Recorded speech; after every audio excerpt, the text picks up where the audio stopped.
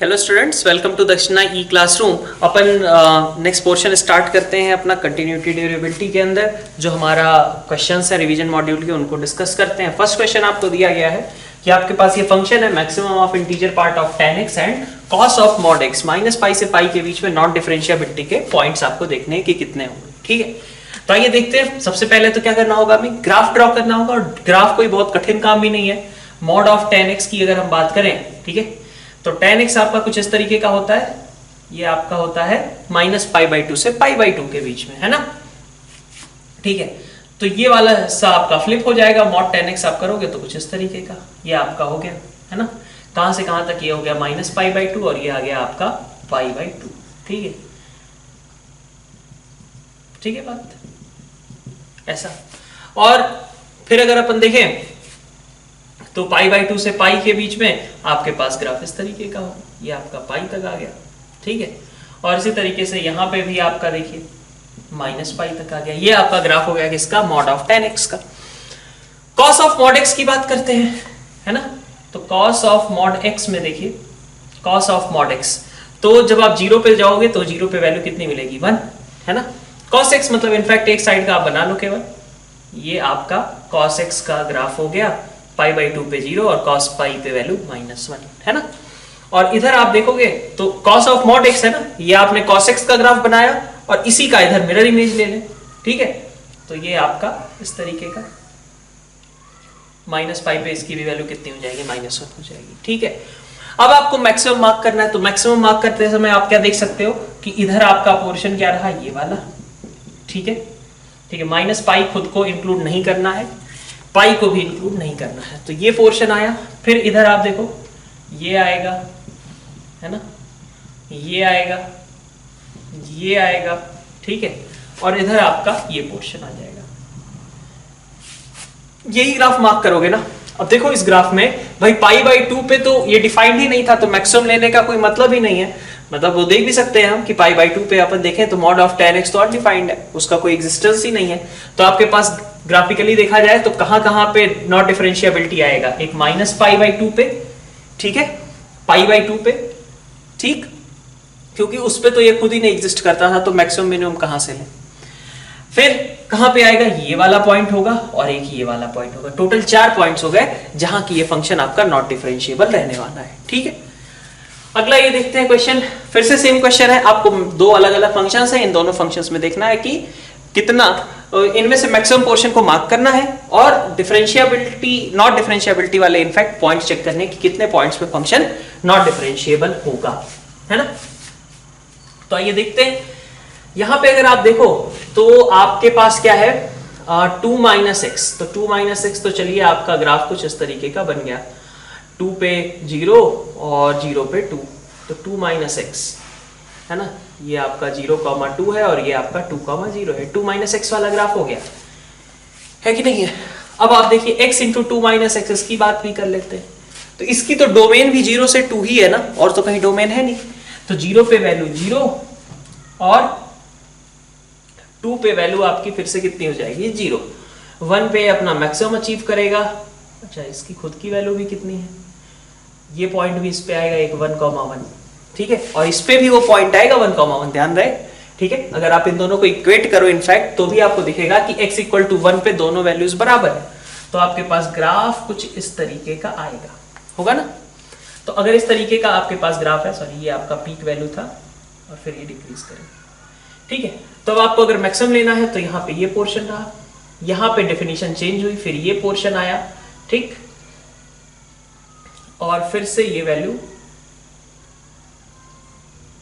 ये ऊपर ऊपर में निकल करके आ जाएगा, है ना। तो आपके पास कहां पे डेफिनेशन चेंज हो रही है, इस पॉइंट पे चेंज हो रही है। तो ये पॉइंट एक ऐसा पॉइंट हो गया जहां पे दिक्कत आएगी। इनफैक्ट 2 पे भी दिक्कत आएगी, क्योंकि 2 पे फंक्शन कैसा हो जा रहा है, इसके परपेंडिकुलर टेंजेंट एग्जिस्ट करने लगेगी। ठीक है, वर्टिकल टेंजेंट वाली। वर्टिकल टेंजेंट के केस में भी तो क्या रहता है अपना, दिक्कत ही रहती है, नॉट डिफरेंशिएबल ही रहने वाला है इस पॉइंट पे भी। क्वेश्चन नंबर 3 में देखो आप, sin x cos phi f of 2x plus 2y minus f of 2x minus 2y is equal to cos x sin y something, है ना। तो अगर इसमें से हम थोड़ा सा एडजस्टमेंट करें, ठीक है, f of 2x plus 2y के साथ की सारी टर्म्स को एक साथ क्लब करें, ठीक है, तो क्या आएगा देखो, यहां से साइन एक्स कॉस वाई है ना, माइनस का कॉस एक्स साइन वाई, तो ये बन जाएगा तुम्हारा sine over X minus Y. ठीक है, 2x माइनस 2y वाली टर्म्स को देखें तो f of 2x minus 2y के साथ में इधर से minus sine X cos Y था, इधर गया तो प्लस हो गया, और एक कॉस एक्स साइन वाई तो यहाँ पहले से है, मतलब sine over X plus Y. ठीक है, तो आप देख सकते हो कि थोड़ा सा अगर इसको एडजस्ट करके लिखें तो f of 2x plus 2y divided by sine X plus Y is equal to f of 2x minus 2y divided by sine over x minus Y, है कि नहीं, लिख सकते हैं। ठीक है ये बात। तो ये अगर मान लीजिए मैं एक टर्म लेता हूं g of x plus Y, है ना, इस पूरे को मैंने g of x plus Y बोल दिया, तो इसको मैं बोल सकता हूं क्या g of x minus Y बोल सकता हूं कि नहीं भाई, g of x plus Y is equal to g of x minus Y, ऐसा बोल सकते हैं। ठीक है, मतलब एक ऐसा हो गया ना कि g of x1 is equal to g of x2, इसका मतलब gx फंक्शन खुद में कैसा था, कांस्टेंट था।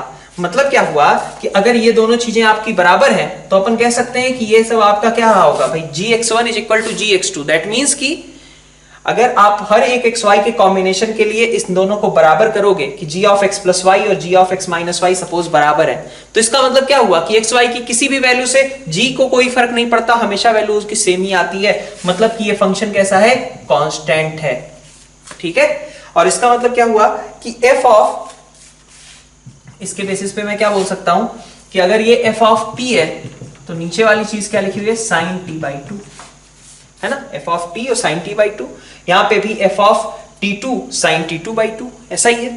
ये वैल्यू आपकी कांस्टेंट है बोल सकते हैं, क्योंकि x y की हर कॉम्बिनेशन के लिए अगर ये दोनों चीजें बराबर हैं तो इसका मतलब क्या हुआ कि ये फंक्शन जो था ये खुद में कांस्टेंट फंक्शन था, इसमें x y से कोई फर्क नहीं पड़ रहा था। तो यहां से अब आपके पास आ गया कि f ऑफ t कितना होगा, k साइन t बाई 2 के बराबर होगा, है ना। k डिटरमाइन करना है, उसके लिए आपको ये डेटा दिया हुआ है, f डैश t आप निकालोगे कितना आएगा, k by 2 cos t by 2, zero रख दिया t को, तो ये बन गया k by 2 is equal to half, मतलब k इक्वल टू 1। तो एफ टी की वैल्यू कितनी आ गई आपकी, साइन t बाई 2 के बराबर आ गई, है ना। अब इसमें इसने पूछा क्या है वैसे, अच्छा f डबल डैश x और fx के बीच का रिलेशन, तो जब आपके पास fx आ चुका है तो आप आगे की चीजें कैलकुलेट कर सकते हो। ठीक है, आगे बढ़ते हैं। क्वेश्चन नंबर 4 भी आपका इसी तरीके का एक क्वेश्चन है ना, मतलब इजी क्वेश्चन है इनफैक्ट। तो r टू r अगर कोई एक फंक्शन दिया हुआ है f, तो कहा जा रहा है कि gx is equal to 1 upon fx के बारे में आपको कमेंट करना है। ठीक है, तो gx is equal to 1 upon fx, अगर सिंपल सी बात है fx 1 1 अगर है तो 1 अपॉन fx भी 1 1 ही होगा ना, उसमें तो कोई डाउट नहीं है ना। चाहिए कि भाई अगर ऐसे कहें कि fx1 एक तरीके से fx2 के बराबर कब होता है, only if x1 is equal to x2, अगर fx 1 1 है। ठीक है, यही बात हुई ना कि fx 1 1 है, मतलब यही स्टेटमेंट हुआ। तो gx1 gx2 कैसे बराबर हो पाएंगे, तभी हो सकते हैं जब fx1 और fx2 बराबर हो, और fx1 और fx2 कभी बराबर हो सकते हैं जबकि फंक्शन कैसा, मतलब x1 और x2 बराबर हो, मतलब। और आप डिफरेंशिएशन से भी सोच सकते हो इनफैक्ट कि अगर आप g डैश x लिखते हो तो कितना आएगा, minus f dash upon f का स्क्वायर।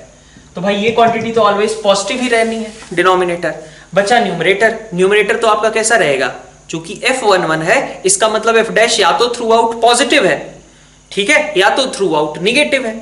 ऐसा थोड़ी ना होगा कि माइनस f डैश अपना साइन चेंज करने लगेगा, ऐसा तो नहीं है ना।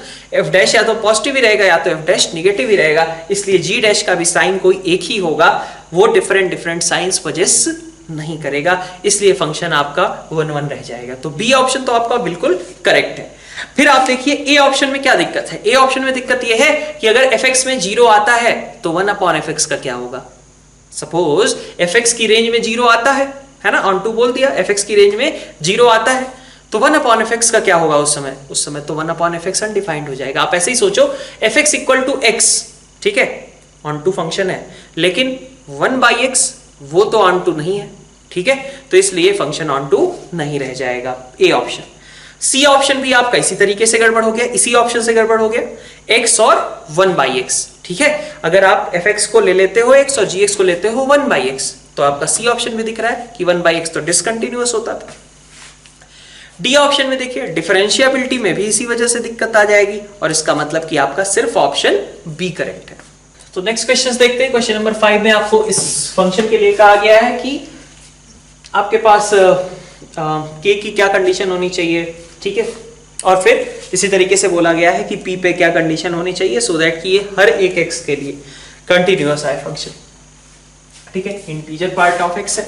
साइन के एक्स को तो चलिए कोई दिक्कत नहीं थी, कब तक नहीं थी, जब तक कि ये टर्म जीरो नहीं होती। भाई देखो, जब साइन एक्स जीरो होगा, मतलब साइन थीटा मान लेता हूं मैं, साइन थीटा सपोज जीरो है ना, तो साइन थीटा अगर जीरो है और पावर में आपके कुछ निगेटिव है मान लीजिए, तो दिक्कत होगी, है ना। पावर में मान लीजिए जीरो है तब भी दिक्कत हो गई। लेकिन जीरो अगर ये साइन के एक्स खुद कभी जीरो जाता है, जीरो के अलावा और कुछ भी होगा तो उसको कोई प्रॉब्लम तो नहीं है ना, ठीक है। साइन के एक्स की पावर सपोज -1 हो गया या -2 हो गया, -3/4 हो गया, तब दिक्कत होगी, ठीक है। क्यों? क्योंकि तब साइन के एक्स अगर जीरो होगा तो फिर वो डिनोमिनेटर बन जाएगा, प्रॉब्लम हो जाएगी, है ना, ठीक है ये बात। तो इसका मतलब क्या हुआ कि हम पहले तो ये मान के चलते हैं कि भाई P को पॉजिटिव तो होना ही पड़ेगा। अगर P पॉजिटिव नहीं हुआ तब प्रॉब्लम है, क्योंकि फिर ये जीरो की पावर में कुछ निगेटिव, मतलब दिक्कत है ना, डिसकंटिन्यूअस हो जाएगा फंक्शन। ऑफ कोर्स x = 0 पे डिसकंटिन्यूअस हो जाएगा, कहीं ज्यादा दूर जाने की जरूरत ही नहीं है, ठीक है। अब अगर मान लीजिए आपका P पॉजिटिव है ना, तो P पॉजिटिव है तो चलिए हम इससे तो फ्री हो गए कि चलो इसकी कोई टेंशन नहीं रही। अब देखिए इंटीजर पार्ट ऑफ एक्स अपनी डेफिनेशन कहां पे चेंज करता है, इंटीजर्स पे चेंज करता है ना। तो अगर ये इंटीजर्स पे अपनी डेफिनेशन चेंज करेगा तो ये फंक्शन खुद में कैसा होगा, डिसकंटिन्यूअस, जबकि ये कैसा होगा, कंटिन्यूअस होगा, ठीक है, क्योंकि P पॉजिटिव हो चुका है तो ये तो कंटिन्यूअस है और ये डिसकंटिन्यूअस हो, ठीक है। कहां पे, for x belonging to integers, वहीं चेक करने की जरूरत है, और तो कहीं कोई तकलीफ है नहीं इसको, और कहीं दिक्कत तो होगी नहीं, ठीक है। साइन के x की पावर p को दिक्कत इसी को हो सकती थी, कहां पे, x बिलोंग्स टू इंटीजर्स पे, ठीक है। तो कंटिन्यूअस इनटू डिसकंटिन्यूअस, ये फंक्शन कंटिन्यूअस कैसे हो सकता है, ये फंक्शन कंटिन्यूअस तभी हो सकता है जब कंटिन्यूअस वाली चीज आपकी कैसी हो, जीरो के बराबर हो। मतलब नाउ यू वांट कि साइन के x आपका कैसा होना चाहिए, साइन के x आपका जीरो के बराबर होना चाहिए। कंटिन्यूअस इंटू डिसकंटिन्यूअस का कंटिन्यूअस होना केवल तभी पॉसिबल है जबकि कंटिन्यूअस वाली चीज जीरो हो जाए, मतलब साइन के x जीरो हो जाए, ठीक है। अब x तो लेकिन आपका इंटीजर है, मतलब अब आप क्या चाहते हो कि साइन, ठीक है, यहां पे कभी k आएगा, 2k आएगा, 3k आएगा, nk आएगा, ठीक है। तो साइन के m मान लेता हूं मैं, है ना, साइन mk, ये आपका जीरो आ जाए, मतलब mk आपका कैसा हो भाई, mk आपका n पाई टाइप का हो,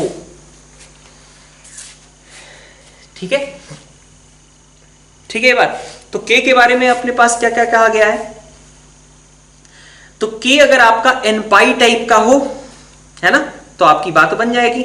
p कैसा होना चाहिए, पॉजिटिव होना चाहिए, ठीक है। तो k आपका बस इतना ही रिक्वायरमेंट है कि साइन m के जीरो हो जाए, वो आपका ऑप्शन a के थ्रू हो जा रहा है, ठीक है। p को r-0 नहीं ले सकते हैं क्योंकि r-0 का मतलब हो गया कि p को आप निगेटिव वैल्यू भी दे रहे हो, और निगेटिव वैल्यू दोगे तो दिक्कत हो जाएगी, क्योंकि फिर उसका मतलब हो गया कि वो डिनोमिनेटर में जाएगा, और जब साइन के x जीरो होगा तो प्रॉब्लम क्रिएट हो जाएगी, ठीक है। तो इसके लिए अगर देखा जाए तो फिफ्थ में अपना ए ऑप्शन करेक्ट है, बिल्कुल ठीक है। आगे बढ़ते हैं, क्वेश्चन नंबर 6 देखिए। क्वेश्चन नंबर 6 में आपसे मॉड ऑफ fx के लिए पूछा गया है कि मॉड ऑफ fx आपका कितने पॉइंट्स पे डिसकंटिन्यूअस है। तो पहले तो fx का ग्राफ बना लो, ग्राफ बना लोगे तो मॉड ऑफ fx अपने आप दिख जाएगा। तो fx का ग्राफ बनाना शुरू करते हैं। fx मतलब हो गया x 0 से छोटा है तो x + 2, ठीक है ना, ये आपका रहा 2। फिर देखिए 0 पे वैल्यू ये देगा -2, है ना, 1 पे वैल्यू देगा -3, ठीक है, ये -2 रहा, और 1 पे वैल्यू हो गई -3 जो कि खुद नॉट इंक्लूडेड है, है ना। x ग्रेटर देन और इक्वल टू 1 मतलब x, तो 1 पे वैल्यू आपकी रही 1 और उसके बाद ये बढ़ता गया, ऐसा ग्राफ। ठीक है, मॉड ऑफ fx लेने का मतलब क्या है कि चलिए जो ग्राफ निगेटिव में है उसको भी पॉजिटिव कर देते हैं। ये हो गया आपका, ये पोर्शन आपका उड़ जाएगा, उठ करके कहाँ जाएगा, ये 2 से 3 के बीच में चला जाएगा, है ना। ठीक है, ये -2 से -3 जो है फ्लिप होकर के 2 से 3 के बीच में चला जाएगा। ठीक है ना। ये पोर्शन हट गया, ये वाला पोर्शन हट गया। आप देखो कितने पॉइंट्स पर डिसकंटिन्यूअस है। ठीक है बात। तो ऑब्वियसली आप देख सकते हो कि एक पॉइंट ऑफ डिसकंटिन्यूटी यहाँ पे क्रिएट हो सकती थी, लेकिन उसको इसने ऑक्यूपाई कर दिया है 2 ने, जब हमने फ्लिप किया तो कोई दिक्कत नहीं हुई। यहाँ पे एक आपके पास पॉइंट ऑफ डिसकंटिन्यूटी आ रही है x इज इक्वल टू 1 के करस्पॉन्डिंग। ठीक है, तो इसमें पूछा गया था हमसे number of points of discontinuity, और इसलिए अपना आंसर ये भी आपका 1 करेक्ट है बिल्कुल। ठीक है, ये आपका क्वेश्चन नंबर 7 है। क्वेश्चन नंबर 7 में आपको चेक करना है continuous at x equal to 0 when k is equal to 0, not continuous at x equal to 0 for any real k exist limit exists infinitely and none of these। ठीक है, तो देखते हैं पहले तो इसके बारे में बात करते हैं कि ये किस तरीके की लिमिट क्रिएट कराएगा, है ना। देखिए 0 के अबाउट ये चेंज हुआ है। ठीक है, जब आप 0 प्लस पे जाओगे तो 0 प्लस पे क्या होगा और 0 माइनस पे क्या होगा, दोनों अलग अलग तरीके से बिहेव करेंगे। जब x आपका 0 प्लस होगा, मतलब मैं RHL की बात कर रहा हूं, 0 प्लस होगा, x आपका 0 प्लस, तो जब x आपका 0 प्लस है तो इसका मतलब e by x positive infinity है, ये डोमिनेट कर जाएगा। ये e की पावर माइनस इन्फिनिटी बनाएगा, ये तो 0 निकल गया। जैसे e की पावर -1 बाई एक्स बनाएगा, ये भी 0 निकल गया। ये आपका लेकिन कैसा बन जाएगा, पॉजिटिव इन्फिनिटी बन जाएगा। ठीक है, तो ये आपका रहा ये डोमिनेटिंग टर्म, ये डोमिनेटिंग टर्म, ये भाई साहब निकल गए 0 और ये भी निकल गया आपका 0। तो बचा क्या, e की power e by x divided by e की पावर 1 बाई एक्स। ठीक है, इतनी बात। ठीक है, ये दोनों तो आपका 0 के लिए निकल लिए। ठीक है, तो आपके पास क्वेश्चन क्या बचता है कि limit x tending to 0 plus, ठीक है, e raise to power e by x divided by e raise to power 1 by x, यही बचता है। ठीक है, ठीक है ये बात। तो ये वैल्यू कितनी निकल जाएगी, e बाई एक्स और 1 बाई एक्स, ऐसा है ना। तो e की पावर e माइनस 1, ऐसा हो गया, e की पावर में e माइनस 1 बाई एक्स। ठीक है, x टेंडिंग टू 0, तो e की पावर इन्फिनिटी, मतलब ये इन्फिनिटी की ओर निकल जाएगा। ठीक है, इतनी बात है ना। और सिमिलरली आप 0 माइनस पे देखोगे तो ये टर्म 0 और ये टर्म 0, ये दोनों डोमिनेट कर जाएंगे और वहां से भी ये रिजल्ट आ जाएगा। ठीक है, नेक्स्ट क्वेश्चंस देखिए, थोड़े से देखने ही वाले सवाल जाते है ना। तो आप 8th क्वेश्चन अगर इसका देखें तो 8th क्वेश्चन में आप देख सकते हो कि आपका जो रैशनल फंक्शन है, ठीक है, मतलब जब x आपका रैशनल है तो x है और इररेशनल के लिए -x दे रखा है। तो कंटिन्यूटी इस तरीके के फंक्शंस की कब आती है, आप बस दोनों को आपस में बराबर कर दो। जिन जगहों पे ये दोनों आपस में बराबर होंगे बस वहीं पे फंक्शन कंटिन्यूअस हो सकता है और कहीं पे फंक्शन कंटिन्यूअस नहीं होगा। मतलब equality is possible only when x is equal to -x। ठीक है, that means x equal to 0।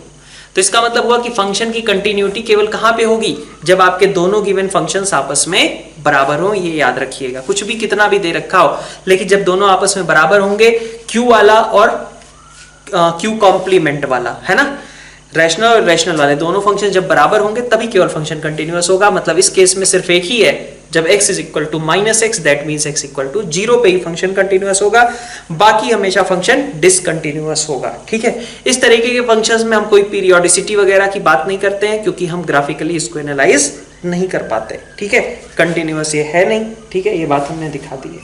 ठीक है, 9th क्वेश्चन में देखिए क्या कहा गया है, सिग्नम x आपका fx है। ठीक है, 9th क्वेश्चन में कहा गया fx आपका क्या है, सिग्नम x, है ना, और gx आपका क्या गिवन है, gx है x into 1 minus x square. Number of points of discontinuity of function f of gx। ठीक है, f ऑफ gx के बारे में आपको डिस्कस करना है। ठीक है, तो f ऑफ gx का मतलब क्या होगा, पहले तो f ऑफ gx का मतलब होगा सिग्नम ऑफ gx, है ना। और gx का मतलब क्या है, x into 1 minus x square, तो इसका मतलब basically signum of x into 1 minus x square, ठीक है, यही है। तो सिग्नम फंक्शन खुद कहां पे डिसकंटिन्यूअस होता है भाई, इसमें gx और fx के बारे में तो कुछ कहा नहीं किया कि डोमेन रिस्ट्रिक्ट कर दें, ऐसा कुछ तो नहीं किया ना। तो सिग्नम फंक्शन डिसकंटिन्यूअस कहां पे होता है, जहां पे अंदर वाली चीज जीरो हो जाए, और अंदर वाली चीज कहां पे जीरो होगी, 0 पे, +1 पे और -1 पे, बस इन्हीं 3 जगहों पे मतलब फंक्शन मतलब अंदर वाली चीज जो है वो 0 के बराबर आएगी। तो signum of something will be discontinuous at the points where अंदर वाली चीज टेंड्स टू 0, मतलब अंदर वाली चीज 0 होती है इनफैक्ट। तो अंदर वाली चीज 0 कहां पे होती है, 0 पे, +-1 पे। इसका मतलब 3 ऐसे पॉइंट्स होंगे जहां फंक्शन आपका डिसकंटिन्यूअस आ जाएगा, ठीक है। तो ये आपका क्वेश्चन रहा। नेक्स्ट क्वेश्चन देखते हैं अपन। हाँ, 10th क्वेश्चन आपका जो है थोड़ा अजीब सा, argument of z plus argument of z बार की बात की गई है। तो आर्गुमेंट ऑफ z और आर्गुमेंट ऑफ z बार, है ना, ठीक है। z बार और z का आर्गुमेंट में क्या डिफरेंस होता है, एक थीटा होता है तो दूसरा क्या हो जाता है भाई, अगर एक थीटा है ना, आर्गुमेंट ऑफ z अगर आपका मान लीजिए थीटा है, तो आर्गुमेंट ऑफ z बार क्या होता है, -θ, ठीक है। तो ये वैल्यू आपकी कितनी हो जाएगी, 0 के बराबर हो जाएगी। प्रिंसिपल आर्गुमेंट की बात की गई है, ठीक है। लेकिन अब इसमें आप एक चीज का ध्यान नहीं रखते, कई बार अपन भूल जाते हैं, वो क्या है कि इसके साथ आपको 2 पाई भी ऐड करना होता है। तो argument of z plus argument of z बार में भी 0, में भी 2 पाई, में भी 4, मतलब इस तरीके का प्रिंसिपल आर्गुमेंट है। तो आपका मतलब 2 पाई के ऑलमोस्ट तक ये जा सकते हैं, ठीक है, ठीक है। तो ये पता नहीं, इसमें तो कोई खास सिग्निफिकेंस है नहीं वैसे इस चीज का। खैर आगे बढ़ते हैं, तो फालतू का क्वेश्चन दिया गया है। क्वेश्चन नंबर 11 देखते हैं। क्वेश्चन नंबर 11 में आपसे कहा जा रहा है कि फंक्शन आपका है मैक्सिमम ऑफ cos x, फिर हाफ है, और fractional part of sin x है, ओके, 0 से 2 पाई के बीच। तो number of points where fx is continuous but not differentiable. तो पहले तो ग्राफ बनाते हैं अपन। cos x खींचना है आपको, हाफ खींचना है, और fractional part of sin x खींचना है। कहां से कहां तक, जब x आपका 0 से 2 पाई के बीच में है, ठीक है। तो देखिए cos x का ग्राफ बनाते हैं सबसे पहले। cos x, ठीक है, 0, और ये रहा मान लीजिए आपका 2 पाई, ठीक है। हाफ, तो हाफ मान लिया आपने यहाँ पे, ठीक है। तो हाफ मतलब हो गया π/3, ठीक है। और यहाँ पे वैल्यू कितनी हो जाएगी आपके पास, 5π/3 शायद दिख रहा है ना, ये हो जाएगा cos x। और हाफ का ग्राफ बना लिया। Fractional part of sin x का देखें, तो fractional part of sin x है ना, तो ये तो चलो ये 0 पे 0 ही रहेगा, π/2 पे इसकी वैल्यू 1 के करीब पहुंचेगी sin x की, है ना, ठीक है। लेकिन π/2 पे एग्जैक्ट जब हम देखेंगे, ये मान लीजिए आपका π/2 है, तो π/2 पे 1 तो नहीं मार्क करोगे ना, फ्रैक्शनल पार्ट ऑफ 1 मार्क करोगे, मतलब 0, ठीक है। फिर आप देखो ये पाई है आपका, है ना, पाई है, तो पाई के समय ये वापस से लौट के कहाँ आ जाएगा, 0 पे आ जाएगा, है ना, ठीक है। ये बीच में आपका ऐसा था, ठीक है। फिर आगे बढ़ते हैं। आगे आपका पाई से 2 पाई का पोर्शन इस तरीके का रहता है sin x का।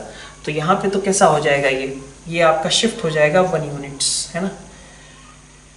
तो ये आपका कुछ इस तरीके का बन जाएगा।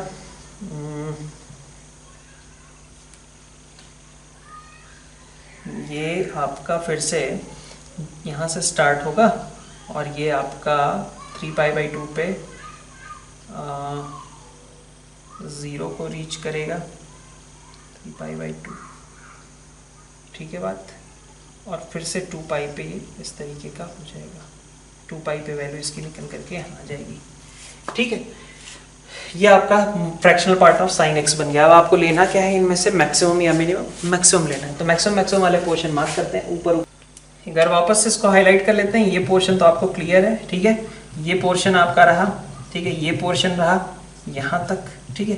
एक छोटा सा पोर्शन ये बीच में आएगा, ध्यान रहे, ठीक है, ठीक है ये बात, ये हाफ वाला पोर्शन यहाँ पे इंक्लूड होगा एक बार, फिर उसके बाद ये पोर्शन आता रहेगा, ये पोर्शन रहा, फिर ये पोर्शन आ जाएगा और फिर ये ऊपर की ओर निकल जाएगा, ठीक है। तो कंटिन्यूअस बट नॉट डिफरेंशिएबल, एक पॉइंट यहाँ दिख रहा है, एक पॉइंट आपको यहाँ दिख रहा है जहां ये fractional part of sine x को फॉलो कर रहा था और अचानक हाफ की ओर गया, अगली बार हाफ को फॉलो कर रहा था और ये अचानक से cos x की ओर चला गया। तो 2 पॉइंट्स तो यहाँ पे दिख गए, एक ये वाला और एक आपका इधर, 2 पॉइंट्स यहीं पे हैं। तीसरा पॉइंट आपको यहाँ पे मिल जाएगा जहां हाफ से ये मतलब ये हाफ पकड़ लिया, पहले ये आ रहा था sin x का फ्रैक्शनल पार्ट लेकर के, और इधर आपका एक ये है, ठीक है, ये आपका क्लियर ही है, ठीक है। तो 4 पॉइंट्स टोटल है जहां पे फंक्शन आपका नॉट डिफरेंशिएबल रहने वाला है, ठीक है। आगे बढ़ते हैं नेक्स्ट क्वेश्चन के बारे में। नेक्स्ट क्वेश्चन में आप देखिए क्या कहा जा रहा था, फंक्शन fx जो है आपका कंटिन्यूअस है तो k की वैल्यू निकालनी, मतलब बेसिकली आपको लिमिट निकालनी है fx की, ठीक है। तो क्वेश्चन नंबर 12 देखते हैं। fx फंक्शन आपका गिवन क्या है, 2x tan x minus pi by cos x, ठीक है। तो 2x tan x minus pi by cos x है ना, और x टेंडिंग टू क्या देखना है अपने को, पाई बाई 2, ठीक है, पाई बाई 2। तो ये बेसिकली क्या हो गया, 2x sin x minus pi upon cos x, ऐसा आ जाएगा, है ना, limit extending to pi by 2, ठीक है। अब आप x को पाई बाई 2 माइनस h रख लो, पाई बाई 2 प्लस h रख लो, कुछ भी रख लो, तो x को मैंने पाई बाई 2 माइनस h रख दिया, s टेंड्स टू 0 प्लस, ठीक है। तो 2 के साथ ये क्या आ जाएगा, पाई बाई 2 माइनस h, ठीक है, साइन का cos हो जाएगा, ठीक है, x की जगह पाई बाई 2 माइनस h डालेंगे तो, और यहाँ माइनस पाई, और डिवीजन में आपके पास क्या आ जाएगा, cos pi by 2 minus h मतलब sin h। तो ये हो गया आपके पास pi minus 2h into cos h minus pi division में sin h, ठीक है। s टेंडिंग टू 0 प्लस है ना, तो sin h की जगह h भी चल जाएगा, कोई दिक्कत तो नहीं होगी, ठीक है। अब बचता क्या है आपके पास, पाई अगर आप कॉमन लेते हो तो आपके साथ आता है cos h माइनस 1 और माइनस 2h cos h, ठीक है। डिवीजन में आप एक h यहाँ डाल दो, एक h यहाँ डाल दो, तो माइनस 2 cos h आपके पास आ गया, माइनस 2, और यहाँ पे cos h minus 1 upon h square रहता तब तो ठीक था, लेकिन उस h स्क्वायर के लिए आपको यहाँ पे h देना पड़ेगा, और इसलिए ये किधर टेंड कर रहा है आपका 0 की ओर, तो ये किधर टेंड कर रहा है माइनस 2, ठीक है। तो लिमिट कितनी आ रही है, माइनस 2 के बराबर, और इसलिए आपका जो k है उसकी वैल्यू कितनी होनी चाहिए, माइनस 2 होनी चाहिए, ठीक है। नेक्स्ट देखो आप 13 क्वेश्चन में आपको फंक्शन दिया गया है, और ये जो लिमिट है मतलब ये लिमिट की जो वैल्यू है k उसी के बराबर होना चाहिए, ठीक है, तभी फंक्शन कंटिन्यूअस हो पाएगा। और फर्दर हमें चेक करना है कि उस सिचुएशन में डिफरेंशिएबिलिटी के बारे में क्या कमेंट कर पाएंगे, है ना। तो आइए देखते हैं, पहले तो एक तो बात इसने करी है x इक्वल टू 0 पे, ठीक है, x इक्वल टू 0 के बारे में बात करी है, कहा है कि इस समय फंक्शन डिफरेंशिएबल होगा या नहीं होगा, ठीक है। तो देखते हैं, पहले तो अगर फंक्शन को कंटिन्यूअस होना है तो this should be equal to f0, तो 0 इंटू फाइनाइट क्वांटिटी आपके पास k की वैल्यू निकल करके आ गई, 0 के बराबर होनी चाहिए, सो दैट फंक्शन डिसकंटिन्यूअस हो, सॉरी कंटिन्यूअस हो 0 पे। अब हम देखते हैं डिफरेंशिएबिलिटी। डिफरेंशिएबिलिटी के लिए क्या चेक करना पड़ेगा, h tends to 0 plus f of 0 plus h minus f0 by h, यही चेक करना पड़ेगा ना, ठीक है। और इसकी वैल्यू कितनी होगी देख लेते हैं, तो f ऑफ 0 प्लस h कितना हो गया, h square fractional part of e raise to power 1 by h minus 0 by h, ठीक है। तो वैल्यू कितनी हो गई, h into fractional part of e raise to power 1 by h limit h tending to 0 plus, ठीक है ना। तो इसका मतलब क्या आ गया, आपके पास फंक्शन डिफरेंशिएबल होगा, क्योंकि ये भी 0 into some finite quantity that is 0, है ना, ये आपका आ जाएगा ये, ठीक है क्या। तो ठीक है, 0 माइनस या 0 प्लस कुछ भी रहे, आपके पास यही एक्सप्रेशन आने वाला है, तो इसलिए अपन कह सकते हैं कि फंक्शन जो है आपका डिफरेंशिएबल होगा x इक्वल टू 0 पे, ठीक है। तो इसका ए ऑप्शन आपका बिल्कुल करेक्ट है, ठीक है। आगे बढ़ते हैं 14th वगैरह क्वेश्चंस पे, फिर स्टेटमेंट टाइप के क्वेश्चंस हैं, एक एक करके देखते जाते हैं। क्वेश्चन नंबर 14 में देखिए क्या कहा गया है, f is continuous and g is discontinuous at x equal to a, then fx into gx is discontinuous at x equal to a। बिल्कुल गलत बात है, कंटिन्यूअस इंटू डिसकंटिन्यूअस वाली चीज कंटिन्यूअस हो सकती है प्रोवाइडेड कंटिन्यूअस वाले की फंक्शनल वैल्यू क्या हो जाए, 0 के बराबर हो जाए, ठीक है। तो continuous into discontinuous may be continuous if continuous is 0। ठीक है, कंटिन्यूअस वाले की फंक्शनल वैल्यू, लिमिटिंग वैल्यू सब 0 के बराबर अगर है तो।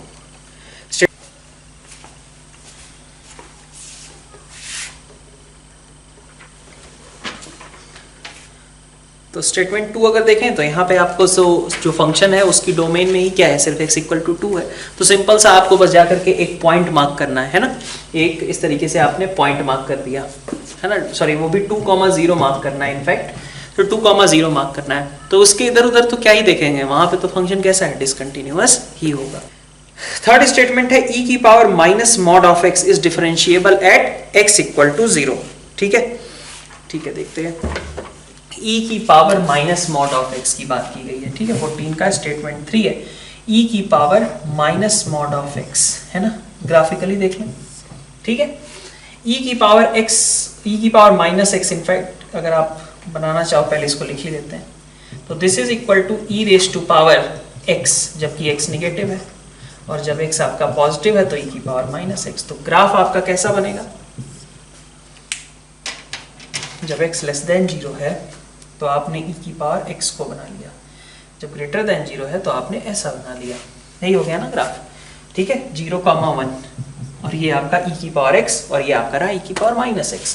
तो इसका मतलब क्या हुआ कि ये ग्राफ है जो कि ऑब्वियसली इस पॉइंट पे नॉट डिफरेंशिएबल है। ठीक है, नेक्स्ट देखिए आप, फोर्थ स्टेटमेंट में क्या दे रखा है, fx is differentiable everywhere then mod of f square is differentiable everywhere। ठीक है, fx अगर आपका डिफरेंशिएबल है, ठीक है, हर जगह पे, तो कहा जा रहा है कि mod of f का स्क्वायर भी आपका हर जगह पे डिफरेंशिएबल होगा।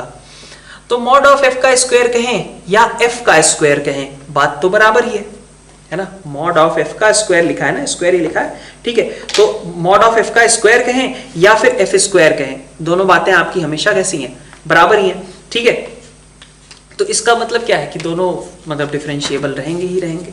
ठीक है, अगर भाई f डिफरेंशिएबल है तो ऑब्वियसली f स्क्वायर भी डिफरेंशिएबल है, और f स्क्वायर और mod of f का स्क्वायर में कोई फर्क नहीं आएगा। ठीक है, नेक्स्ट देखते हैं क्वेश्चन नंबर 15 जो है आपका। 15 में कहा गया है limit extending to a fx is equal to limit extending to a integer part of fx is non constant continuous function, then f is integer. ठीक है, तो 15 का जो स्टेटमेंट 1 है ये आपका थ्योरी में भी था ये चीज कि अगर कोई इंटीजर पार्ट ऑफ fx की हम बात कर रहे हैं और वो x इक्वल टू a पे integer, sorry x equal to a पे कंटिन्यूअस है। ठीक है, ऑल्दो fx आपका एक इंटीग्रल वैल्यू ले रहा था। ठीक है, तो भाई fx अगर आपका एक कंटिन्यूअस फंक्शन है तो fa को आपके इंटीजर, मतलब उस वहां पे जो फंक्शनल वैल्यू है वो अगर इंटीजर नहीं रही होगी, ठीक है, आप समझ सकते हो कि अगर आपका fa जो है एग्जैक्टली आपका इंटीजर नहीं रहा होगा तो fa प्लस और fa माइनस, ठीक है, का जो भाई देखो लिमिट की बात की जा रही है, limit extending to a fx, ठीक है, is equal to limit extending to a integer part of fx, ऐसा बोला गया है ना। तो पहली चीज तो ये समझ में आनी चाहिए कि integer part of fa plus, integer part of fa minus और इंटीजर पार्ट ऑफ fa, ठीक है, सॉरी ये दोनों आपस में बराबर हैं, fa प्लस का इंटीजर पार्ट, fa माइनस का इंटीजर पार्ट। ठीक है, और यहाँ पे fx आपका कंटिन्यूअस दे रखा है। ठीक है, and fx is non constant continuous function. तो इसका मतलब क्या हुआ कि fa प्लस और fa माइनस तीनों आपस में बराबर है ना। तो अब आप ये देखो, सपोज fa आपका मान लो 5 है, सॉरी 5 मान लो 5.1 है, मान लो fa आपका मान लिया मैंने कि इंटीजर नहीं है, 5.1 है ना। तो आप देखोगे कि fa प्लस की वैल्यू है ना, fa प्लस और fa माइनस वहां पे क्या होंगे, मतलब f ऑफ a प्लस 5.1 के आसपास का कुछ होगा, f ऑफ a माइनस 5.1 के आसपास का कुछ होगा। ग्रेटेस्ट इंटीजर पार्ट दोनों से कितना निकल करके आ जाएगा, 5। लेकिन यहाँ पे तो ऑब्वियसली fa आपका fa प्लस और fa माइनस के बराबर है। तो इसका मतलब क्या हुआ कि ये 5.1, ये भी ये 5.1 और ये आपका क्या हो जाएगा 5.1, ठीक है। तब तो एफ ए को भी कितना होना पड़ेगा 5.1 होना पड़ेगा। फिर तो ये बराबर ही नहीं हो पाया, क्योंकि यहां से तो ग्रेटेस्ट इंटीजर पार्ट आउटकम क्या देगा आपका 5, और यहां से आपका वैल्यू कितना आने लगेगा 5.1 आने लगेगा, तो फिर तो ये दोनों बराबर ही नहीं हो पाएंगे, है ना। वैसे समझो कि अगर मान लो तुमने कहा कि 5.1 आपका लिमिट रहेगा, मैं नहीं मानता कि 5 लिमिट है, इंटीजर लिमिट नहीं है, मान लिया मैंने कि 5.1 ये लिमिट थी, तो 5.1 लिमिट थी तो इन तीनों की वैल्यू 5.1 होगी। यहाँ पे क्या आंसर आएगा, इससे आएगा ग्रेटेस्ट इंटीजर 5, इससे भी ग्रेटेस्ट इंटीजर 5 ही आएगा, ठीक है।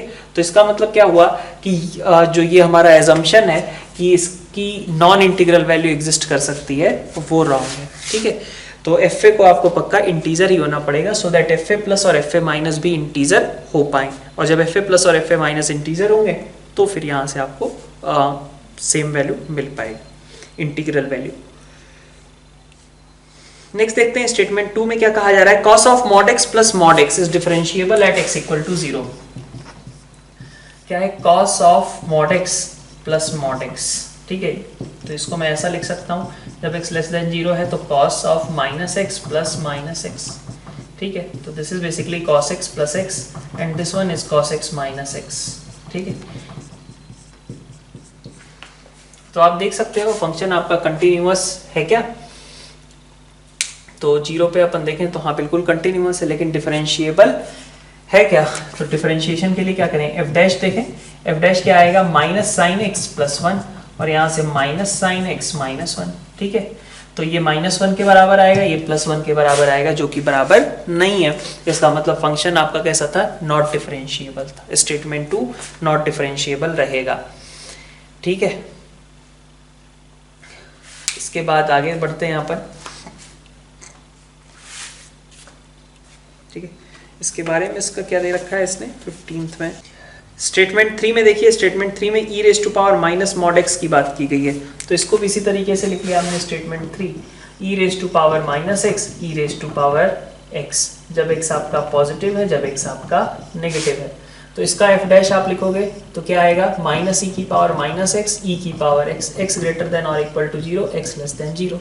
तो इसकी वैल्यू 1 को टेंड करेगी, इसकी -1 को टेंड करेगी, again this one is not differentiable, ठीक है। स्टेटमेंट सॉरी, ये तो हमने गलत स्टेटमेंट ले लिया, सॉरी। स्टेटमेंट 3 आपका था function has a tangent at x equal to a, then it must be differentiable at x equal to a। Wrong है स्टेटमेंट, ठीक है, क्योंकि वर्टिकल टेंजेंट एग्जिस्ट कर सकती है, और जब वर्टिकल टेंजेंट एग्जिस्ट करेगी तो हम क्या बोलते हैं, नॉट डिफरेंशिएबल। फिर आपसे कहा, अगर यही कहा जाता कि function has a tangent at x equal to a with a finite slope, तब स्टेटमेंट करेक्ट हो जाता, क्योंकि फाइनाइट स्लोप कहने का मतलब हो गया कि वर्टिकल टेंजेंट वाली कंडीशन को आप पहले ही हटा दे रहे हो। स्टेटमेंट 4 में fx and gx both are discontinuous at any point, then their composition may be differentiable at a point. बिल्कुल मतलब दोनों डिसकंटिन्यूअस है, उनका कंपोजिट फंक्शन कंटिन्यूअस हो सकता है। क्वेश्चन नंबर 16 का स्टेटमेंट 1 देखते हैं, क्या कहा गया है, f डैश a प्लस और f डैश a माइनस दोनों फाइनाइटली एग्जिस्ट करते हैं, ठीक है। तो अगर f डैश a प्लस और f dash a minus finitely exist करते हैं तो इसका मतलब क्या होगा, limit extending to 0 f of a plus h minus f a divided by h, यही होगा f डैश a प्लस, ठीक है। अगर ये फाइनाइट है तो इसका मतलब नीचे वाली क्वांटिटी तो 0 को टेंड कर रही थी, और अगर इसकी एक फाइनाइट वैल्यू लिमिट की एग्जिस्ट करती है तो इसका मतलब ये पक्का कैसा रहा होगा, 0/0 फॉर्म का रहा होगा, ठीक है। भाई देखो, ये इसकी फाइनाइट लिमिट है, कह दिया गया है, ये चीज आपकी 0 को टेंड करती है, तो इसको भी किसको टेंड करना पड़ेगा, 0 को ही टेंड करना पड़ेगा ना भाई। 0 डिनोमिनेटर में है, न्यूमरेटर में 0 के अलावा कुछ और हो गया, तो obviously limit does not exist बोलोगे। तो लिमिट फाइनाइट होने का एक ही तरीका है कि आपका f of a plus H minus f ए, ठीक है, ये वैल्यू आपकी 0, ठीक है। मतलब f of a plus H बराबर हो, similarly f of a minus H बराबर हो, तो इसलिए एफ ए आपका क्या होगा, मतलब यहां से आ रहा है f of a plus H, F A और f of a minus H, ये तीनों आपके बराबर होंगे, और इसका मतलब उसको कंटिन्यूअस होना पड़ेगा। स्टेटमेंट 2 में आपसे कहा जा रहा है 3 tan 5x - 7 is differentiable at all points in its domain, ठीक है। तो अपने डोमेन में जब बात की जा रही है, तो डोमेन में बात करने का मतलब क्या हो गया कि 5x, जैसे 3 tan 5x लिखो या फिर 3 tan x लिखो, बात बराबर ही है, ठीक है। तो अब 3 tan x की अगर हम बात करेंगे तो जैसे x equal to pi by 2 की सिचुएशन है, इन सब पे फंक्शन कैसा हो जाएगा आपका, नॉट डिफरेंशिएबल होगा। लेकिन ये पॉइंट्स तो आपको कंसीडर ही नहीं करने, आपको तो डोमेन वाले पॉइंट्स केवल कंसीडर करने हैं। तो जब आप सिर्फ डोमेन के पॉइंट्स पे फोकस कर रहे हो तो वहां पे ये कैसा हो जाएगा, डिफरेंशिएबल हो जाएगा। ठीक है, स्टेटमेंट 3 में देखिए क्या कहा जा रहा है, existence of limit extending to 0 fx extends to c fx plus gx does not imply existence of, हाँ बिल्कुल ठीक है, ये बात हम पहले भी कर चुके हैं कि दो अलग अलग लिमिट्स डज नॉट एग्जिस्ट हो तो उनका सम में एग्जिस्ट। ठीक है, fx लेस देन gx कहा गया है तो f dash x less than g dash x ऐसा नहीं होता है। ठीक है ना, ये चीज आपने मतलब कई बार पहले भी बताया गया होगा कि कभी इनइक्वालिटी प्रूफ करनी हो तो हम ऐसा नहीं कर देंगे कि हम दोनों साइड हमने कह दिया कि इनका डिफरेंशिएशन इससे छोटा है। ठीक है, तो fx अगर आपका हमेशा gx से छोटा है तो इसका मतलब ये नहीं है कि f डैश x हमेशा g डैश x से छोटा होगा। ठीक है, तो ये रहा आपका क्वेश्चन नंबर 16, तो स्टेटमेंट 4 आपका रॉन्ग हो जाएगा। मल्टीपल चॉइस क्वेश्चन एक बार देखते हैं क्या कहा गया है क्वेश्चन नंबर 17 के अंदर आपसे कि किस पे रिमूवेबल डिसकंटिन्यूटी होगी x इक्वल टू 1 पे। तो रिमूवेबल का मतलब क्या होता है कि आपका जो लिमिट्स हैं मतलब RHL LHL बराबर हो, फंक्शनल वैल्यू अगर अलग हो जाए, ठीक है, और LHL RHL बराबर हो तो this will be called removable discontinuity. ठीक है, अगर आपकी लिमिट्स ही बराबर नहीं हो रही, LHL RHL ही नहीं बराबर हो रहा तो फिर that is non removable discontinuity. ठीक है, तो देखिए आपका जो फंक्शंस हैं इनमें भाई अगर देखें हम तो सबसे पहले तो आपका जैसे ln mod x है ऑप्शन ए में, ln mod x की बात करें तो इसकी तो लिमिट ही नहीं एग्जिस्ट करती है। ठीक है, जब लिमिट ही नहीं एग्जिस्ट करती है तो इसका मतलब कि भाई ln 1 में जाएगा ना। ठीक है, तो इसकी जब लिमिट ही नहीं एग्जिस्ट करती तो इसका मतलब क्या होगा कि ये नॉन रिमूवेबल होगा। नेक्स्ट बी ऑप्शन में आपसे क्या कहा गया है, x square minus 1 upon x cube minus 1 आप लिमिट निकाल सकते हो, इसमें ऐसी कोई बात तो है नहीं। ठीक है, तो लिमिट तो आपकी आसानी से आ जाएगी। ठीक है, एक्स टेंड्स टू 1 के लिए, लेकिन फंक्शनल वैल्यू इसकी नॉट डिफाइंड है, इसका मतलब ये रिमूवेबल है because it's RHL and LHL both are defined and they are same but functional value is not there. ठीक है, सी पार्ट में आपसे सी ऑप्शन जो है -2 raise to power -2 raise to power 1 minus x. अब यहाँ पे फिर से प्रॉब्लम होगी आपको, अगर आप x टेंड्स टू 1 प्लस पे देखते हो, है ना, x टेंड्स टू 1 प्लस या 1 माइनस पे देखते हो तो 2 की पावर -2 की पावर में आपका इन्फिनिटी बन रहा है। मतलब ये कैसा हो गया, ऐसा कुछ 2 की पावर -2 की पावर में आपका इन्फिनिटी, चाहे पॉजिटिव चाहे नेगेटिव, ऐसा ही है ना। जब आप ऐसे देखो x टेंड्स टू 1 प्लस की बात करोगे तो यहाँ बनेगा आपका माइनस इन्फिनिटी। ठीक है, 1 माइनस एक्स था। ठीक, और जब आप x टेंड्स टू 1 माइनस की बात करोगे तो यहाँ बनेगा आपका प्लस इन्फिनिटी। तो आप देखिए सबसे पहले ये सॉल्व होगा तो -2 की पावर माइनस इन्फिनिटी कितना हो जाएगा, 0। तो मतलब ये तो वैल्यू 1 आएगी। और यहाँ पे देखें तो -2 की पावर में आपका इन्फिनिटी है, मतलब दिस इज पता नहीं 2 की पावर में पॉजिटिव इन्फिनिटी बन जाएगा, है ना, या नेगेटिव इन्फिनिटी बन जाएगा, दोनों ही हो सकता है। तो यहाँ पे भी आपकी लिमिट डज नॉट एग्जिस्ट का केस है। ठीक है, -2 की पावर में पॉजिटिव इन्फिनिटी पता नहीं, ठीक है, इनफाइनाइट ही होगा कुछ। भाई देखो अगर ये 2 की पावर में रिजल्ट पता चल जाए कि -2 की पावर यहाँ ऑड है, ठीक है, तब तो हो जाएगा कि भाई 2 की power minus infinity and outcome will be 0। But यहाँ अगर पॉजिटिव इन्फिनिटी बन गया तो ये क्या बन गया आपका, पावर पॉजिटिव इन्फिनिटी बन गया ना, then limit does not exist. तो इसलिए आपका सी ऑप्शन भी इनकरेक्ट है। डी ऑप्शन अगेन आप लिमिट निकाल सकते हो। ठीक है, तो लिमिट आप निकाल लेना। यहाँ पे आप लिमिट कैसे निकालोगे वो दिखा देता हूँ एक बार कि आपको करना क्या था। Limit x tends to 1 under root x plus 1 minus 2x का अंडर रूट और नीचे है आपके पास x स्क्वायर माइनस एक्स। ठीक है, तो आप चाहे तो इसमें तो वैसे अब आप LH रूल भी अप्लाई कर सकते हो। बाकी अगर आप चाहते तो x को 1 प्लस एच रख दिया तो 2 plus H minus 2 plus 2h और नीचे आपके पास आ जाएगा 1 प्लस एच का होल स्क्वायर माइनस एच। ठीक है, आप चाहो तो इवन आप उससे भी कर सकते थे इसको, सिंपल रैशनलाइजेशन से। ठीक है, तो यहाँ पे आपकी लिमिट एग्जिस्ट करती है, बस फंक्शनल वैल्यू का प्रॉब्लम था, इसलिए रिमूवेबल है डिसकंटिन्यूटी। ठीक, नेक्स्ट फंक्शन आपका अगेन एक फंक्शनल रूल दिया गया है। तो अब यहाँ पे आप क्या कर सकते हो, आप जैसे फंक्शनल रूल रिलेटेड क्वेश्चन है तो अपन वो फर्स्ट प्रिंसिपल वाले तरीके से जाते हैं। एफ डैश जीरो के बारे में हमें पता है, तो अगर हम एफ डैश जीरो, अच्छा एफ जीरो की वैल्यू कितनी है, तो एक्स और वाई दोनों को जीरो रख दो, 2f0 ये हो जाएगा, दैट मीन्स की f0 की वैल्यू 0 है। ठीक है, तो ये बात को कैसे लिखा जा सकता है, this thing can be written as limit h tending to 0 fh minus f0 by h लिख सकते हैं ना, यही तो है भाई, इसको 0 प्लस h लिख दूं, ठीक है, इज इक्वल टू -1। तो अब ये लिखा हुआ है कि fh बाई h, ठीक है, f0 तो 0 ही था, तो fh बाई h आपका कितना है, -1 के बराबर है, लिमिट एक्सटेंडिंग टू 0 के लिए। ये एक चीज आपकी स्टैब्लिश हो गई। ठीक है, नेक्स्ट आप देखिए और क्या कर सकते हैं, f डैश x अगर लिखते हैं तो this will be limit extending to 0 f of x plus h minus f of x divided by h।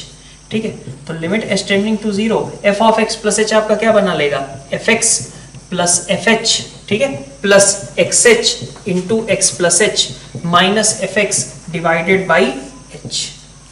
ठीक है, तो fx गए कट, और यहां पे अपन देखें तो fh बाई h मतलब ये -1 को याद कर लिया, h ने h को काट दिया, बाकी बचा x इंटू x, तो -1 प्लस एक्स स्क्वायर।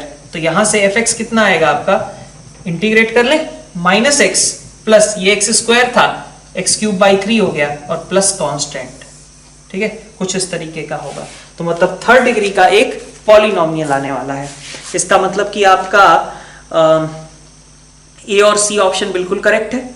ठीक है, और अपन अब यहाँ पे अगर f डैश एक्स आपका -1 प्लस एक्स स्क्वायर है, तो ऑब्वियसली f डैश 3 आपका 8 हो गया, मतलब ए, सी और डी तीनों ऑप्शंस आपके करेक्ट है। क्वेश्चन नंबर 19 आपको इस फंक्शन के बारे में बोला गया है, और ऐसा फंक्शन आई होप कि आपने पहले भी देखा ही होगा डेफिनेट इंटीग्रेशन के टाइम पे। कैसे इसको करते थे सॉल्व, तो ब्रेक कर लिया किसके अराउंड, इसके क्रिटिकल पॉइंट -1 के अराउंड, -2 से -1।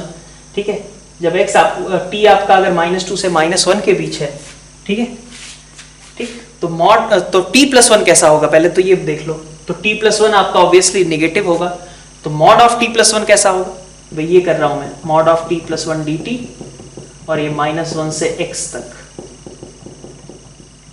ऐसा कुछ लिखेंगे। ठीक है, ठीक है ये बात। तो अब इसमें से अपन क्या करें, 3 केसेस ले लेते हैं अलग अलग।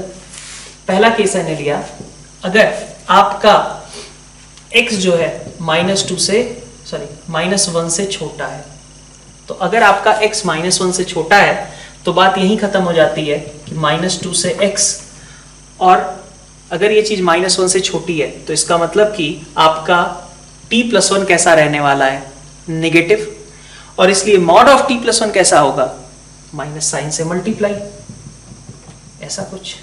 ठीक है, अगर आपका x -1 से बड़ा होता है ना, x अगर आपका -1 से बड़ा होता है तो क्या होगा, तब इस तरीके से ओपन होगा। इस तरीके से ओपन होगा तो क्या बनेगा, मैं अलग थोड़ा लिख लेता हूँ, -2 से -1 तक, -1 - t dt चलेगा। ठीक है, और फिर आगे -1 से x तक आपका t + 1 dt चलेगा, जबकि x आपका -1 से बड़ा है। ठीक है, ऐसे केस में अब आप यहाँ से निकाल लीजिए कि fx का एक्सप्रेशन क्या आएगा, -1 का इंटीग्रेशन मतलब -t का, तो -t²/2 -2 से x आपका -1 से छोटा है, और x जब -1 से बड़ा है तो क्या आएगा, तो यहाँ देख लो, -t² कहाँ से कहाँ तक, -2 से -1, प्लस यहाँ से t² प्लस t कहाँ से कहाँ तक, -1 से x तक।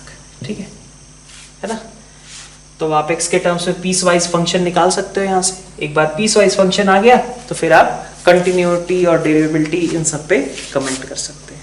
ठीक है, तो ये आपका क्वेश्चन था। आगे का आई होप कि आप एक बार कोई एक्सप्रेशन सॉल्व करके डिफरेंशिएशन वगैरह निकाल सकते हो, डिफरेंशिएबिलिटी चेक कर सकते हो।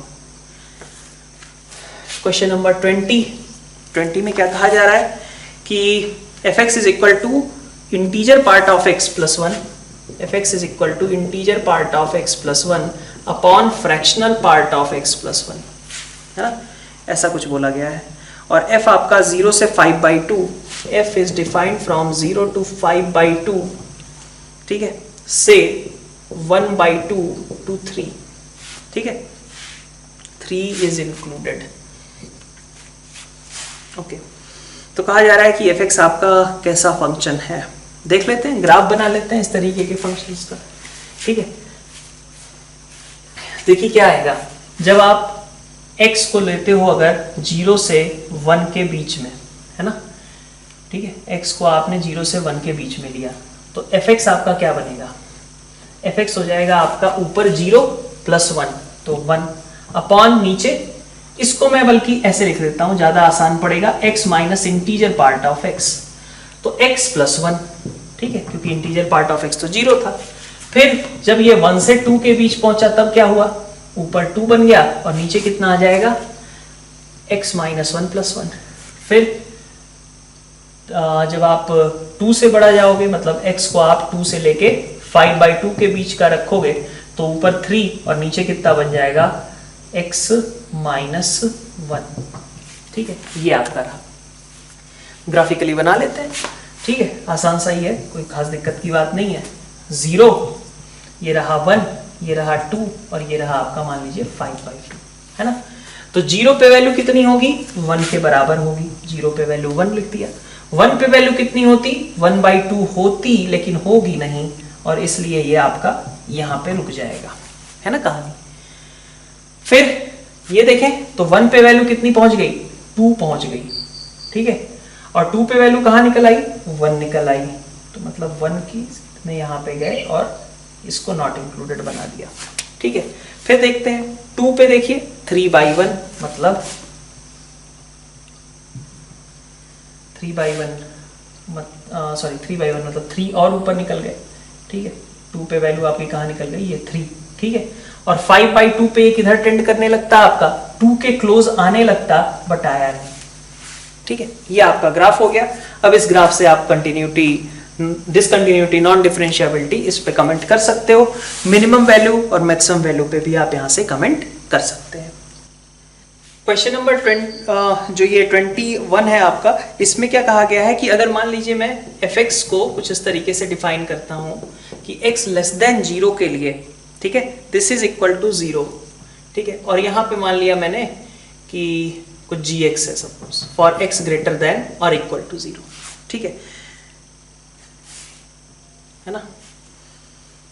और कहा जा रहा है कि ये डिफरेंशिएबल है x इक्वल टू 0 पे, तो x इक्वल टू 0 पे डिफरेंशिएबल होने के लिए जरूरी क्या है कि भाई लेफ्ट हैंड डेरिवेटिव क्या था, 0 था ना, ऑल्दो ये fx लिखा हुआ है बट इसका भी डिफरेंशिएशन लेफ्ट हैंड डेरिवेटिव क्या आएगा, 0 आएगा।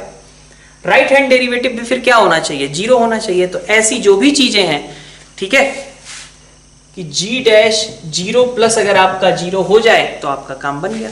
तो g डैश 0 प्लस देखिए आपका ए ऑप्शन के लिए 0 आएगा डिफरेंशिएशन, है ना, और डी ऑप्शन के लिए भी 0 आएगा। बी और सी के लिए कितने हो जाएंगे, ये 1 हो जाएंगे, बिकॉज x का डिफरेंशिएशन 1, साइन x का डिफरेंशिएशन cos x, और वो भी 0 पे कितना आ जाएगा, 1, ठीक है। तो इसलिए आपका ए और डी ये दोनों ऑप्शंस करेक्ट है। हाँ, तो आगे अपन देखते हैं असर्शन रीजन बेस्ड जो स्टेटमेंट वाले क्वेश्चंस हैं आपके, ठीक है। तो यहाँ पे आपका जो फर्स्ट स्टेटमेंट है क्या बोला गया है क्वेश्चन नंबर 25 के अंदर, mod of x cube is differentiable at x equal to 0। तो आपको बताया गया था कि मॉड ऑफ fx आपका कब डिफरेंशिएबल होता है, मॉड ऑफ fx के लिए आपको क्या चेक करना है, उसी पॉइंट पे चेक करना है जब अंदर वाली चीज 0 हो जाए, मतलब fx जहां पे 0 हो रहा हो उसी के अराउंड चेक करना है। और obviously mod of x cube में तो हो ही रहा है, तो हमें क्या करना चाहिए, बस ये देख लेना चाहिए कि हमारा f डैश, ठीक है, एट अल्फा वो 0 है या नहीं है। अगर f डैश अल्फा की बात करें तो x क्यूब का डिफरेंशिएशन हमें कहां पे निकाल के देखना है, 0 पे, तो वो तो 0 आ रहा है, तो आपका f डैश अल्फा 0 के बराबर है, इसलिए फंक्शन कैसा होगा, डिफरेंशिएबल होगा। क्या था थ्योरी कि मॉड ऑफ fx को अगर चेक करना है तो कहां चेक करना चाहिए, ऐसे अल्फा पे चेक करना चाहिए जहां fx 0 होता हो, और उसमें भी अगर f डैश अल्फा 0 हो जाए तो फंक्शन डिफरेंशिएबल हो जाएगा। तो ऑब्वियसली x क्यूब के लिए फंक्शन डिफरेंशिएबल हो जाएगा, ठीक है। आगे बढ़ते हैं, क्या कहा गया इसका statement 2, fx is differentiable at x equal to a, then mod of fx is also differentiable at x equal to a। बात बिल्कुल गलत है, क्योंकि मतलब fx इक्वल टू x ले लें तो 0 पे वो डिफरेंशिएबल है, but mod x is not differentiable. ठीक है, क्वेश्चन नंबर 26 देखिए, क्या कहा गया स्टेटमेंट 1 में, sin x plus integer part of x is discontinuous at x equal to 0। ठीक है, sin x plus integer part of x, तो ऑब्वियसली sin x आपका कैसा फंक्शन है, कंटिन्यूअस है 0 पे, और integer part of x discontinuous है, तो कंटिन्यूअस प्लस डिसकंटिन्यूअस कैसा होगा, डिसकंटिन्यूअस होगा। ठीक है, स्टेटमेंट 2 की बात करें तो gx is continuous and hx is discontinuous, then gx plus hx will necessarily be discontinuous at x equal to a। बिल्कुल सही बात है, कंटिन्यूअस प्लस डिसकंटिन्यूअस आपका हमेशा कैसा होता है, डिसकंटिन्यूअस ही होता है। ठीक है, क्वेश्चन नंबर 27 में देखिए क्या कहा गया है, fx is equal to mod of x into sin x is differentiable at x equal to 0। mod of x into sin x की बात की गई है। ठीक है, कौन सा है क्वेश्चन नंबर, ये आपका 27। ठीक है, mod of x into sine x, तो चलिए कंटिन्यूअस तो है ही दोनों। ठीक है, x इक्वल टू 0 पे, ये आपका कैसा है, कंटिन्यूअस और नॉट डिफरेंशिएबल, ये कंटिन्यूअस डिफरेंशिएबल। तो इसकी भी कुछ थ्योरी थी, क्या था कि continuous differentiable into continuous not differentiable वाली चीज, ठीक है, वो डिफरेंशिएबल कब होगी, जब एक कंटिन्यूअस वाले की वैल्यू जो है 0 के बराबर हो। तो ऑब्वियसली sin x की वैल्यू x इक्वल टू 0 के अराउंड 0 के बराबर है, और इसलिए जो है आपका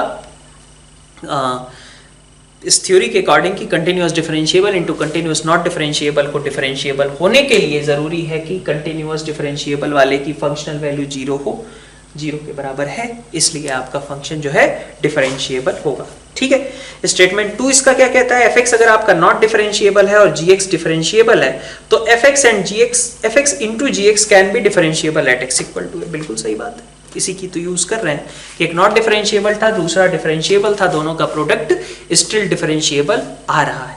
ठीक है, नेक्स्ट देखिए 28 में क्या बोला गया है, mod of integer part of x into x, किस इंटरवल में, -1 से 2 के बीच में। अच्छा, स्टेटमेंट 2 तो बिल्कुल करेक्ट है ना इसका, क्वेश्चन नंबर 28 का, कि डिसकंटिन्यूअस फंक्शन आपका हमेशा नॉट डिफरेंशिएबल होगा ही होगा। ठीक है, discontinuous function is always non differentiable, तो डिसकंटिन्यूटी है तो नॉट डिफरेंशिएबिलिटी तो अपने आप आ ही जाती है। ठीक है, तो कहा गया mod of integer part of x into x। ठीक है, क्वेश्चन नंबर 28 में mod of integer part of x into x, किस इंटरवल के लिए बात किया जा रहा है, -1 से 2, यही बोला है ना, देख लेते हैं एक बार, -1 से 2। ठीक है, क्लोज। तो जब आपका x जो है आपका -1 से 0 के बीच में हो, तो ये आपका -1, ठीक है, और इंटू x, तो ये आपका आ गया मॉड ऑफ -x, है ना। ठीक है ये बात, या फिर मॉड ऑफ x कह लीजिए, कोई फर्क नहीं ना दोनों में। दूसरा, जब x आपका 0 से 1 के बीच में है, 0 से 1 के बीच में, तो ये 0 इंटू x मतलब 0 हो गया। ठीक है, अच्छा, इस इंटरवल की बात करें तो मॉड x भी निगेटिव होगा, निगेटिव साइन के साथ इनफैक्ट खुलेगा।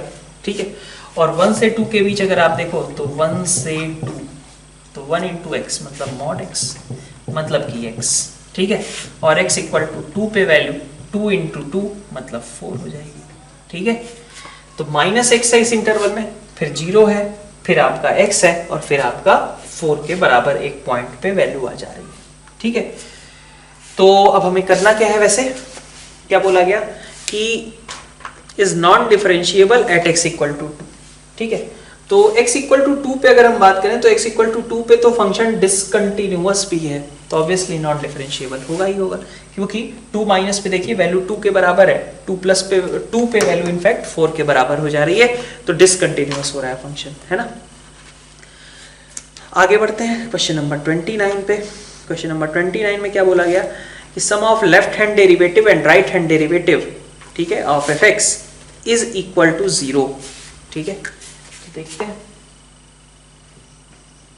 स्टेटमेंट 1, इसकी बात की गई है x² - 5x + 6 की। ठीक है, तो आप ऐसे ही देख सकते हो कि जब 2 से जस्ट छोटा होगा, है ना, 2 से जस्ट छोटा होगा, और 2 से जस्ट बड़ा होगा। तो 2 से जस्ट बड़े के केस में मतलब 2 से 3 के बीच की बात कर रहे हैं हम, ऐसे लिख लेता हूं मैं 2 से 3 के बीच में, ठीक है। उस समय x square minus 5x plus 6 जो चीज लिखी गई है, ठीक है, वो कैसी होगी, खुद में नेगेटिव होगी 2 से 3 के बीच में, है ना, विद इन द रूट्स का पोर्शन है, तो x square minus 5x plus 6 negative होगा। मतलब खुलेगा कैसे ये, ऐसे, ठीक है, और लेस देन 2 के समय पॉजिटिव होगा तो ऐसे। यही है ना आपका 2 के अराउंड, हमें आगे पीछे थोड़ी देखना है, हमें 2 के अराउंड बस मतलब है, ठीक है। तो हमने उसी के बारे में फोकस किया कि fx कुछ इस तरीके का होगा। तो इस तरीके का अगर फंक्शन आपको दिया जाए तो उसकी कैसे चेक करते हैं आप, नॉट डिफरेंशिएबिलिटी, f डैश निकाल लेते हो, f डैश टाइप का लिखने की कोशिश करते हो। तो इसको लिख दिया 2x माइनस 5 जब लेस देन 2 है, और ग्रेटर देन 2 के लिए आपने बोल दिया, मतलब इसी इंटरवल में माइनस 2x प्लस 5, ठीक है। तो ये वैल्यू देगा -1, ये वैल्यू देगा +1, है ना। तो ऑब्वियसली फंक्शन आपका नॉट डिफरेंशिएबल आ गया, ठीक है। एक की वैल्यू आएगी आपके पास -1, एक की वैल्यू +1, तो उसी का सम दिया गया है कि ये सम आपका 0 के बराबर है, ठीक है। और उसी चीज को इसने फिर थ्योरी के थ्रू एस्टेब्लिश भी करने की कोशिश करी है, ठीक है। तो इनने अगर इसको एक्सप्लेनेशन, हाँ एक्सप्लेनेशन इसने बता भी रखा है कि एक्सप्लेन करता है, ठीक है। तो करेक्ट है आपका ए ऑप्शन, है ना, उसी फैक्ट को यूज किया गया है डायरेक्टली। क्वेश्चन नंबर 30 में देखिए, fx is equal to f of 3x कहा गया, then f is constant function, है ना, इसकी बात करी गई है। और f इज चलिए देखते हैं क्वेश्चन नंबर 30 में, f ऑफ 3x आपका fx के बराबर है, ठीक है। इसका मतलब मैं ये भी कह सकता हूं जैसे 3x x के बराबर हुआ वैसे ही x by 3 के बराबर होगा कि नहीं, ठीक है। और ऐसे ही x by 3 x by 9 के बराबर होगा, ठीक है कि नहीं भाई। अगर यहाँ पे मैं x by 3 रख दूं 3x की जगह पे, तो यहाँ x by 9 आएगा। हर बार क्या हो रहा है, f ऑफ 3x 3 से डिवाइड कर दो तब भी सेम है, तो इसको भी डिवाइड कर दो तब भी सेम रहेगा, फिर से डिवाइड कर दो तब भी सेम रहेगा, है ना। तो ऐसे करके लगातार बढ़ता जाएगा, तो लास्ट में f ऑफ x by 3 की पावर n जैसा हो जाएगा, होगा कि नहीं। फंक्शन कंटिन्यूअस है, इसका मतलब क्या हुआ कि यही प्रोसेस हम कितनी भी बार करते जाएं हमेशा ये इक्वलिटी मेंटेन रहेगी, है ना। मतलब ये चीज हमेशा ऐसे आते जाएगी लगातार, लास्ट में बढ़ते मतलब ये 0 के काफी क्लोज पहुंच जाएगा, है कि नहीं है।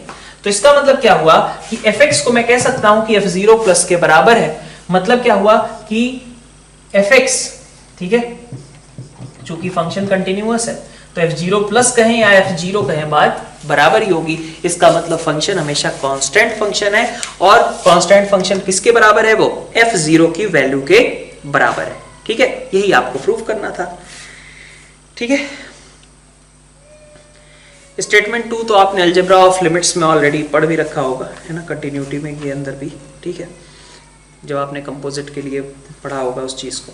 क्वेश्चन 31 वाले क्वेश्चन क्या कहा जा रहा है कि fx आपका कंटिन्यूअस है, डिफरेंशिएबल है, तो इसका मतलब कि f डैश x को कंटिन्यूअस होना चाहिए, ऐसा नहीं है, ठीक है। अगर किसी को इसमें डाउट हो तो आप इस फंक्शन को चेक कर लेना, x की पावर 1/3 sin 1/x, ठीक है, x इक्वल टू 0 पे, सॉरी नॉट इक्वल टू 0 पे और 0 पे 0, इस फंक्शन को आप चेक कर लेना। ये फंक्शन से आपको क्लियर हो जाएगा कि आपको ये फंक्शन, ठीक है, डिफरेंशिएबल, सॉरी है ना, x स्क्वायर साइन 1/x, बल्कि ऐसा लिख लीजिए आप 3/2, ठीक है। ये फंक्शन चेक कर लो और इसके लिए देख लो आपका मतलब डिफरेंशिएबल तो ये है, लेकिन ये आपका जो दूसरी कंडीशन दी गई है कि इसका डिफरेंशिएशन कंटिन्यूअस होगा, वैसा नहीं करके देगा, ठीक है। तो आप इस चीज को चेक भी कर सकते हो इस फंक्शन से, है ना। तो स्टेटमेंट 1 आपका फॉल्स है। अपन जब ये मेथड यूज करते हैं तो अपन इस क्लॉज के साथ करते हैं कि इन जनरल जो हमारी चीज, हम जिस तरीके के सवाल करते हैं, ठीक है, उनमें ये वाला वैलिड हो जाएगा, ठीक है। और वो भी ये मेथड हम यूज कब करते हैं, सिंपल एक्सप्रेशंस के लिए यूज करते हैं। कॉम्प्लिकेटेड के लिए तो फिर वही रहता है कि जो बेसिक डेफिनेशन है आपकी डिफरेंशिएबिलिटी की, वही काम करती है, fx minus fa upon x minus a की लिमिट निकालने वाला, वो ज्यादा आसान पड़ता है, ठीक है। इसको कब यूज करते हैं, जब ऐसे कुछ सिंपल सी चीज हो पीस वाइज लिखी हुई, या फिर आपको कोफिशिएंट्स फाइंड आउट करने हैं so that this function is differentiable, तो ऐसे में इसको यूज कर लेते हैं, ठीक है। बाकी एग्जैक्ट मेथड नहीं है, ये आपको पता होना चाहिए, ठीक है। कब यूज करेंगे? सिंपल चीजों में 99% ऑफ द टाइम से ये आपका यूजफुल रहेगा। आपका इस तरीके का जो केस है वहां पे यूजफुल नहीं रहेगा, ठीक है। तो ये आपको याद रखना है, इस चीज को भी आप मोस्ट प्रोबेबली आपको चीजें पता होंगी जहां तक, ठीक है। इसका स्टेटमेंट 2 देखते हैं 31 का। क्या कहा गया कि differentiable function at x equal to a is continuous at x equal to. बिल्कुल, अगर कोई फंक्शन डिफरेंशिएबल है तो कंटिन्यूअस तो होगा ही होगा, ठीक है। तो आज का डिस्कशन हम यहीं पे एंड करते हैं। नेक्स्ट डिस्कशन क्लास में हम बाकी के क्वेश्चंस अपने सॉल्व करेंगे। Thank you all.